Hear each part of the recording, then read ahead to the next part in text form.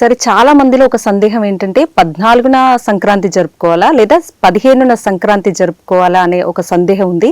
అలాగే సంక్రాంతి ఏకాదశి రోజు వస్తుంది, ఆ రోజు చాలా విశిష్టమైన రోజు అని కొందరు చెప్తుంటే ఈసారి కీడుతో వస్తుంది అని కొందరు చెప్తున్నారు. అసలు సంక్రాంతి పండుగ యొక్క విశిష్టత ఏంటి? ఆ రోజు మనం ఏ దైవాన్ని ఆరాధిస్తే బాగుంటుంది అంటారు? అయితే మనకు వచ్చేటప్పటికి ఈ యొక్క పండగ ప్రధానంగా చెప్పాలి అంటే మకర సంక్రాంతి అనేది సూర్యుడు మనకు 12 రాసులలో, అంటే మనం జాతక చక్ర కుండలి అంటాం కదా, ఆ జాతక చక్ర కుండలిలో మనకు 12 రాసులే 12 మాసాలు. 12 మాసాలు అలాగే చైత్రం నుంచి పాల్గొన మాసం వరకు కూడా ఆ 12 రాసులలో సూర్యుడు సంచరిస్తూ ఈ యొక్క 14 రాత్రి మకర రాశిలోకి ప్రవేశిస్తున్నాడు.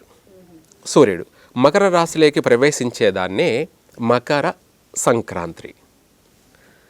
మకర రాశి అంటే ధనుసు రాశిలో ఇప్పుడు ఉన్నాడు ప్రస్తుతము.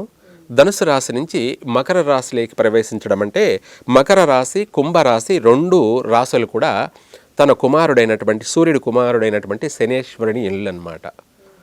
శని ఇంట్లోకి ప్రవేశిస్తూ ఉన్నాడనమాట. తన పుత్రగృహంలోకి ప్రవేశిస్తున్న సమయము. అలాగే మకర రాశిలోకి ప్రవేశించేదాన్ని మకర సంక్రాంతి అని పండుగ జరుపుకుంటాం మనం.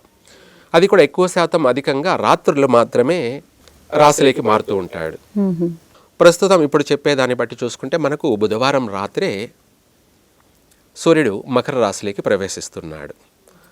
కాబట్టి మనము గురువారం రోజున ఆయన ప్రవేశించిన వెంటనే మరుసటి రోజు సూర్యోదయాన నుంచి మధ్యాహ్నం 3 గంటల వరకు కూడా ఈ యొక్క మకర సంక్రాంతిని మనం జరుపుకోవాలి.